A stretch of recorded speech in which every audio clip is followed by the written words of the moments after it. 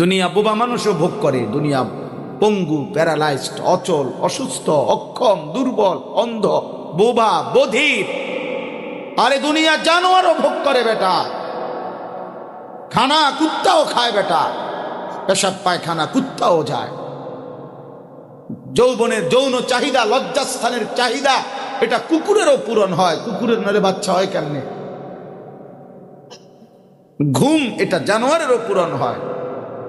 আখিরাত মামুলি না। আপনারা সম্পূর্ণ উল্টা বুঝে আছেন। আপনারা দুনিয়াকে মনে করছেন খুব পরিশ্রম করতে হবে, দুনিয়ার জন্য কঠোর পরিশ্রম দরকার, আখিরাতের জন্য লামসাম। মসজিদে টিয়া 10,000 দিছে বেহেশত, আর এটা একটা আমল। মসজিদে 1 কোটি টাকা নামিয়া 100 কোটি টাকাও যদি দান করেন তো এটা তো একটা আমল। দান করা এটা তো একটি আমল, এটা কি পুরা ইসলাম? তো এই নামাজ, রোজা, হজ, যাকাত, জিকির, তেলাওয়াত, আল্লাহ পাকের তাসবিহ, নবীজির সুন্নাত, সুদ বর্জন, ঘুষ ছেড়ে দেওয়া, কিস্তি ছেড়ে দেওয়া, মিথ্যা বলা ছেড়ে দেওয়া, নজর হেফাজত করা, আখলাক হেফাজত করা, স্ত্রীর পর্দা, ছেলেটার নামাজ, মেয়েটার পর্দা, ঘরে যে আজকে 30 বছর রঙিন টেলিভিশন চলে, ঘরওয়ালা প্রত্যেকে যে নর্তকীর নাচ, জিনা, ব্যভিচার দেখে, ছেলেটা যে খোদার 365 দিনে আপনার ঘরে থাইকা 18 বছর 16 বছরের মানুষ নামের এই জানোয়ার কোনোদিন ফজরের নামাজ পড়ে না, এ তো মানুষ নামের জানোয়ার। এটা পরে জিজ্ঞাসা করেন, আমি বলছি 365 দিন খোদার 1 বছরে যে কোনোদিন ফজরের নামাজ পড়ে নাই, বলবেন আমি বলছি যে তোরে বলছে এক হুজুর তুই মানুষ না জানোয়ার, বলছে। ও যদি প্রমাণ করতে পারে মানুষ, তো আমার বিচার হইবে। ও জানোয়ার না তো কে জানোয়ার? ও পশু না তো পশুটা কে? 365 দিনে খোদার 1 বছরে কোনদিন আল্লাহর কথা মনে পড়বে না? আস্তাগফিরুল্লাহ। মুসলমান 30 বছর সুদ খাবে? একজন মুসলমান বুঝি প্রত্যেকদিন গালি দেয়? একজন মুসলমান বুঝি প্রত্যেকদিন ওজনে কম দেয়? একজন মুসলমানের ঘরে বুঝি প্রতিদিন টেলিভিশন চলবে? বউ বাচ্চা বুঝি ডেইলি রঙিন টেলিভিশনে নর্তকীর নাচ দেখবে? আপনি মুসলমান? আপনার আখিরাত আছে? আপনি কবর চিনেন? আপনি জাহান্নামের আযাব কি বুঝেন? আপনি কি মনে করছেন জাহান্নামের আগুন এটা কি মেসের বাতি না? ইয়াউমা তুকাল্লাবু ওয়ুজুহুহুমুন নার। আল্লাহ বলছে, বান্দা জাহান্নামের আগুনে 24 ঘন্টা তোর চেহারা দুনিয়ার উত্তপ্ত কড়াইয়ের তেলে মাছ যেমন উলট পালট করে ভাজে, চাপ দিয়ে দিয়ে জাহান্নামের আগুনে তোর চেহারা এইভাবে উলট পালট করে পোড়ানো হবে।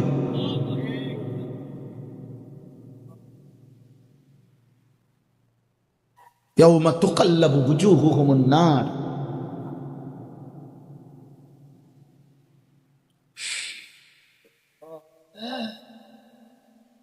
কম খেয়ালি না আব্বা? তালফাউ ওয়ুজুহুহুমুন নার ওয়া হুম ফিহা খালিহুন।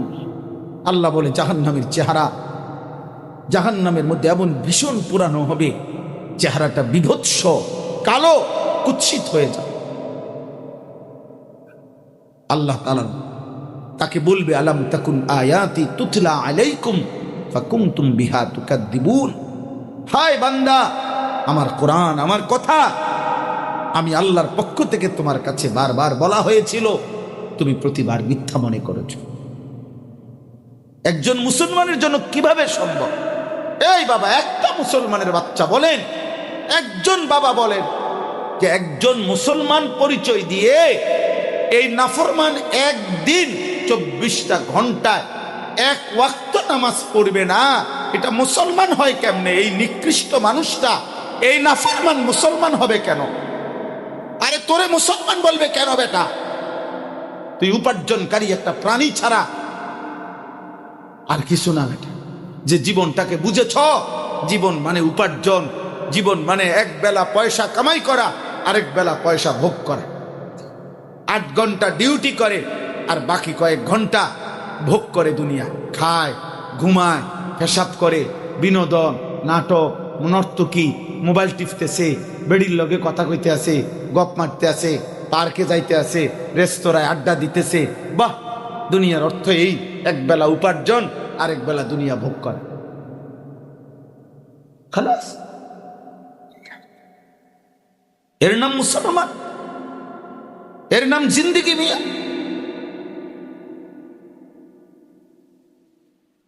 আপন স্ত্রী নামাজ পড়ে না, স্ত্রী পর্দা করে না, ছেলে এক ওয়াক্ত নামাজ পড়ে না, মেয়ে এক ওয়াক্ত পর্দা করে না, নামাজ নাই, আল্লাহর কোরআন পড়তে পারে না, ঘরের একজনও, কেউ ফজরের নামাজ পড়ে না। এটা কি ধরনের মুসলমান বলে না? এই ঘর মুসলমানের ঘর কেমনে? আল্লাহ রাসূল সাল্লাল্লাহু আলাইহি সাল্লাম স্পষ্ট হাদিসে বলছেন যে ঘরের মধ্যে আল্লাহর জিকির নাই, আল্লাহর কোরআন নাই, খোদার কসম নবী বলছে কাল বাইতিল খারিব। দিল কেউ বলছে, ঘর কেউ বলছে, যে অন্তরে আল্লাহর কোরআন নাই, যে ঘরে আল্লাহর কোরআন নাই, ওইটা সারা ঘর, বিরান ঘর, সারা বাড়ি। মানুষের অব্যবহৃত ঘরকে কোনাকানি ভাঙ্গা গেছে, এখন আর ওইখানে থাকে না কেউ, পুরান বিটির মধ্যে ঘর ফেরা রয়েছে, ভাঙ্গা সুঙ্গা রয়েছে, এইটারে মানুষ বলে সারা বাড়ি, বিরান ঘর, আলগা ঘর, যে ঘরে এখন আর কেউ থাকে না। এরকম সারা বাড়িতে কুকুর থাকে, বিড়াল থাকে, সাপ থাকে, বিচ্ছু থাকে, কীট পতঙ্গ বসবাস করে। এই জন্য আল্লাহ রাসূল বলছে যেই অন্তরে আল্লাহর কোরআন নাই, যেই ঘরে আল্লাহর কোরআন নাই, ওই ঘর ওইরকম সারা বাড়ি বিরান ঘরের মতো। ওই ঘরে আর মানুষ থাকে না, কুকুর বিড়াল থাকে, সাপ বিচ্ছু থাকে, ইন্দুর থাকে, কেচ্চা থাকে, কেঁচো, মানুষ থাকে। মানুষ থাকে ওই ঘরে যে ঘরে আল্লাহর জিকির হয়, যে ঘরে রবের গোলামি হয়, যে ঘরে ফজরের সেজদা হয়, যে ঘরওয়ালা মালিক চিনে, যে ঘরের মানুষগুলো রব চিনে। আল্লাহ রাসূল সাল্লাল্লাহু আলাইহি ওয়াসাল্লাম বলেন ইজা আইকাযার রাজুলু আহলাহু ওয়া সাল্লা বিহিম জামিআন কুতিবা ফিয-যাকিরিনা আল্লাহ কাসীরান ওয়াদ-যাকিরাত।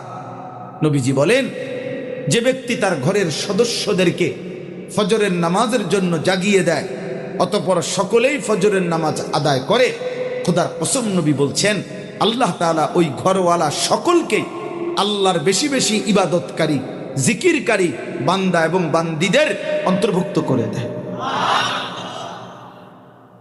সবাইকে যে ফজরে জাগিয়ে। নবী সাল্লাল্লাহু আলাইহি ওয়াসাল্লাম বলছেন রাহিমাল্লাহু রাজুলান আইকাযা ইমরাআতাহু। আল্লাহ ওই পুরুষের উপরে রহমত নাজিল করে যে তার স্ত্রীকে ফজরের নামাজের জন্য জাগিয়ে দেয়। ফা ইন আবাত নাদাহা ফি ওয়াজহিহাল মা। যদি স্ত্রী উঠতে না চায় তাহলে স্ত্রীর চোখে মুখে পানির ছিটা দিয়ে দেয়, তারপরও তাকে উঠায়। আল্লাহ রাসূল বলেন ওই স্বামীর উপরে আল্লাহ রহমত নাজিল করে। এরপরে আরো আছে হাদিস, দ্বিতীয় অংশ হলো ওয়া রাহিমাল্লাহু ইমরাআতান আইকাযাত যাওজাহা। আল্লাহ ওই স্ত্রীর উপরেও রহমত নাজিল করে যে তার স্বামীকে ফজরের নামাজের জন্য জাগিয়ে দেয়। ফা ইন আবা নাদাহাত ফি ওয়াজহিহিল মা।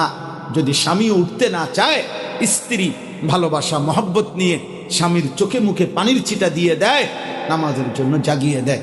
আল্লাহ রাসূল বলছেন আল্লাহ তাআলা ওই স্বামী স্ত্রীর উপরে অনবরত রহমত বর্ষণ করে।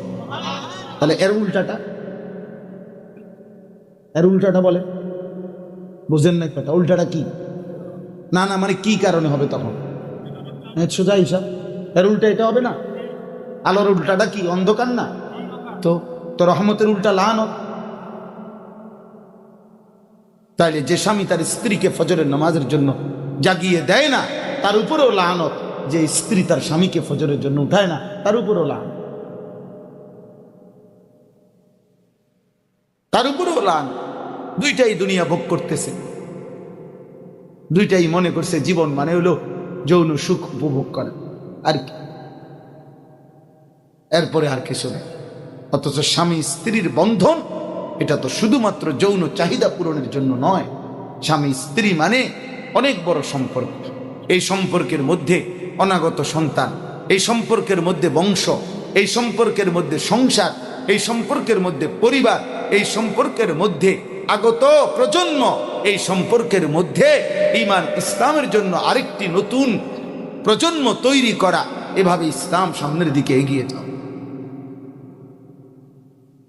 ইসলাম এই জন্য একটা বাচ্চার জন্মের আগে বাচ্চার মা যেন চরিত্রবান হয়, এটা নজর রাখছে, নজর রাখছে। বাচ্চার বাবা যেন চরিত্রবান হয়, এটা নজর রাখছে।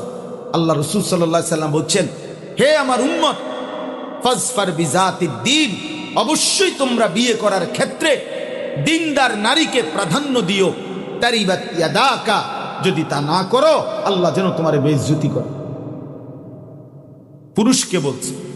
আবার মেয়ের বাবাকে বলছে, ইজা খাতাবা আহাদুকুম মিম্মান তারদাউনা দীনাহু ওয়া খুলুকাহু ফাযাওবিজু, তোমাদের কাছে যদি এমন ছেলের পক্ষ থেকে তোমাদের মেয়ে বোন কন্যার জন্য বিবাহের প্রস্তাব আসে, যার দিন এবং আখলাকের ব্যাপারে তোমার কাছে সন্তুষ্টি, যার দিন ঠিক আছে, আখলাক ঠিক আছে, আল্লাহ রাসূল বলছে তার সাথে তোমাদের কন্যা বোনকে বিবাহ দিয়ে দাও।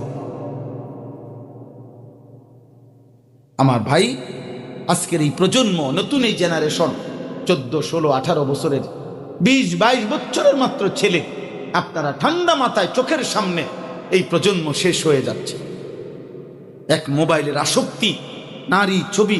আরে মিয়া, দুষ্টামি 14 বছর 12 বছর বয়সে আমরাও করছি।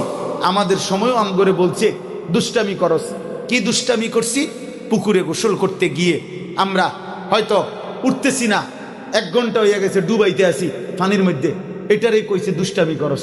সাইকেল চালাইতে দিছে তো অনেকক্ষণ সাইকেল চালাইছি, রৌদ্রের মধ্যে ঘাম বাইয়া বাইয়া পড়ে সাইকেল চালাইছি, খানার টাইম হয়ে গেছে, খাইতে আসি নাই, এটারে বলছে মামা, দাদা, বাবা, মা, তুই বেশি দুষ্টামি করস, সারাদিন সাইকেল চালাস, কোন সময় সে ভাত খাস না, এই জাতীয় দুষ্টামি। আলুর ক্ষেতের মধ্যে আমার মনে আছে আমি হাড্ডুডু খেলতাম, আলু উঠাইয়া সারলে তে এই কারণে মামা ধমকাইতো, তুই দুষ্টামি করস বাগিনা, তুই এতক্ষণ হয়েছে খেলন লাগেনি, পুকুরের মধ্যে পানিতে ডুবাইতাম, এই তো দুষ্টামি ছিল আব্বা। এগুলোরই আমগো সময় বলছে দুষ্টামি করি আমরা। আর এখন তোমরা কিশোর বয়সী ছেলেরা, তোমরা তো আব্বা দুষ্টামি করছো না, তোমরা তো নারী দেখো, ছবি দেখো, উলঙ্গ দৃশ্য দেখো, 24 ঘন্টা এই মোবাইলটার মধ্যে নারীর দিকে তোমাদের চোখ পড়ে আছে। আরে বাবা, এটা দুষ্টামি না, এটা চরিত্রহীনতা, এটা লাম্পট্য, এটা অসভ্যতা, এটা বেহায়াপনা, নষ্টামি ছাড়া আর কিছু না বেটা। এমন জাতি টিকবে না বেটা, এই সমাজ টিকবে না, এই জাতি টিকবে না। আগামী দিনে মুসলমানের নওজোয়ান, আজকে 16 বছর বয়সে অন্যের নারী দেখে মজা পাচ্ছ, মোবাইলের নর্তকী দেখে মজা পাচ্ছ, আগামী 10 বছরের মাথায় বিয়ে করবার সময় উপযুক্ত নেককার নারী তুমি আর পাবা না। সেদিন বুঝবা পৃথিবী কত কষ্টের। যার স্ত্রী 2 নম্বর, যার স্ত্রী চরিত্রহীন, যার স্ত্রী অসৎ, যার বউ পরকীয়ায় আসক্ত, তার আর জাহান্নাম লাগে না, তার জাহান্নাম ঘরেই জ্বলে, তার আর জাহান্নাম লাগবে না। আপনার কিন্তু জাহান্নামের আযাব দিত, আপনার আযাব তো চলতেই আছে, আপনার লানত তো চলতেই আছে বেটা। এটা মনে রাখতে হবে, এটা তাফসীরের মধ্যে আছে। যেই সমাজের ছেলে মেয়েদের মধ্যে অবাধ জিনা, ব্যভিচার, যৌনাচার, ছেলে মেয়ের অবাধ মেলামেশা, হারাম প্রেম, হারাম সম্পর্ক, অশ্লীলতা, ফাহিশা বেড়ে যায়, খোদার কসম ওই সমাজে নিরাপদ পরিবার থাকে না, ওই সমাজে বোনের ইজ্জত, কন্যার ইজ্জত, সম্ভ্রম নিরাপদ থাকে না। কারণ প্রত্যেক মহল্লার আসক্ত যুবক, প্রত্যেক মহল্লার চরিত্রহীন যুবক ওই এলাকারই কোনো না কোনো নারীর সাথে, মেয়ের সাথে হারাম সম্পর্ক খোঁজে।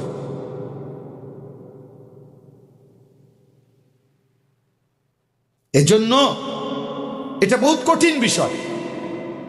আজকে বুঝতেছেন না আপনারা, আমরা অস্থির হয়ে যাচ্ছি, আমরা চিল্লাইতেছি, আমরা আহাজারি করতেছি, কিন্তু বাবা মা যারা সন্তানের অভিভাবক, এরা সবাই ব্যস্ত বিল্ডিং নিয়ে আর দালান নিয়ে, সবাই খাট পালং সোফা ফার্নিচার নিয়ে। সন্তান অমানুষ হয়ে যাচ্ছে, স্ত্রী অমানুষ, মেয়ে ছেলে নামাজ নাই, বন্দিগি নাই, এটা নিয়ে কোনো পেরেশানি নেই। প্রতিনিয়ত আপনারা জানেন না, মাদ্রাসায় আমরাও পড়ছি, গত 20 বছর আগেও, 30 বছর আগেও আমরা মাদ্রাসায় পড়ছি। আর এখন মাদ্রাসায় এক একটা বাচ্চা ধরে রাখা রীতিমতো যুদ্ধ। কেন? একটা ছেলে 10 বছরের মাদ্রাসায় পড়ে, আমাদের মনে করেন ওই যখন বাড়িতে যায় তখন তার চারিদিকে যেদিকে তাকায় চাচাতো ভাই, মামাতো ভাই, ফুফাতো ভাই, জ্যাঠাতো ভাই, চাচতো বোন, ফুফাতো বোন, খালাতো বোন, মামাতো বোন, প্রত্যেকটা কিশোর বয়সী তাদের হাতে একটা একটা বড় মোবাইল। সবাই ছবি তুলতেছে, ভিডিও দেখতেছে, মজা করতেছে, আনন্দ ফুর্তিতে নাচানাচি করতেছে। এই ছেলেটা তখন মনে করে আমি একটা অসহায়, আমার একটা বন্দি জীবনের মধ্যে মাদ্রাসার কারণে আমার আটকায় রাখছে। ফলে ধীরে ধীরে এই বাচ্চা আপনার যে কোনো কৌশলে মোবাইলে আসক্ত হয়। আর আস্তে আস্তে বাপ মারে বলে মাদ্রাসায় পড়তাম না, এটাতে এই হয়েছে, খানায় কষ্ট, অনেক ফিডে বেশি, অনেক এই হয়েছে, হুজুরে আপনার চোখ রাঙ্গাইছে। তার মানে কোনো না কোনোভাবে মাদ্রাসার এই গণ্ডি ছেড়ে দিয়ে ওই গুনার রাজত্বে যেন চলতে পারে, আশপাশের পরিবেশ তাকে এই আসক্ত বানায় দিচ্ছে। একটা ঘরের মধ্যে যদি স্ত্রী বেপর্দা হয় তো মেয়েটা কি শিখবে? একজন বাবা যদি সারাদিন বিড়ি সিগারেট খায়, আরে বাবা তোমার সন্তান তোমার থেকে শিখবে কি বেটা? তোমার থেকে কি শিখবে? তাহলে জাতি গঠন হয় কেমনে? সমাজ গঠন হয় কেমনে? স্কুলের ওই বই দিয়া, কলেজের ওই বই দিয়ে হবে না মিয়া, ওটা দিয়ে উপার্জন শিখে। পদার্থ বিজ্ঞান বই দিয়া মানুষ গঠন করে না, পদার্থ বিজ্ঞান দিয়া পদার্থবিদ্যা শিখে। জীববিজ্ঞান বই দিয়ে মানুষ গঠন হয় না, জীববিদ্যা শিখে। অঙ্ক বই দিয়ে মানুষ গঠন হয় না, অঙ্ক করা শিখে। ইংরেজি বই দিয়ে আপনার মানুষ হয় না, মানুষ গঠনের জন্য এটা লেখা হয় নাই, ওটা লেখাইছে পৃথিবীর চলাফেরা কর্মের জন্য, ইংরেজি যাতে কাজে ব্যবহার করতে পারে। ওটা তো কর্ম শিখায়, ওটা তো কোনো উপার্জন শিখায়। কিন্তু ইনসান হওয়া, আখলাক, মানুষ হওয়া, খোদার কসম আল্লাহর কোরআন শিখায়, রাসূলুল্লাহর সুন্নাহ শিখায়। কোরআন বিহীন, রাসূলুল্লাহর হাদিস বিহীন আমার নাম আনিসুর রহমান। আমি চ্যালেঞ্জ করলাম, আপনারা যারা আপনাদের ছেলে মেয়েকে আল্লাহর কোরআন থেকে বঞ্চিত, রাসূলের সুন্নাহ থেকে বঞ্চিত, ও আর কিছু হইতে পারে, মানুষ হইতে পারে নাই। হ্যাঁ আমি বললাম, আমি চ্যালেঞ্জ করলাম, আমি প্রমাণ করতে রাজি আছি ইনশাআল্লাহ।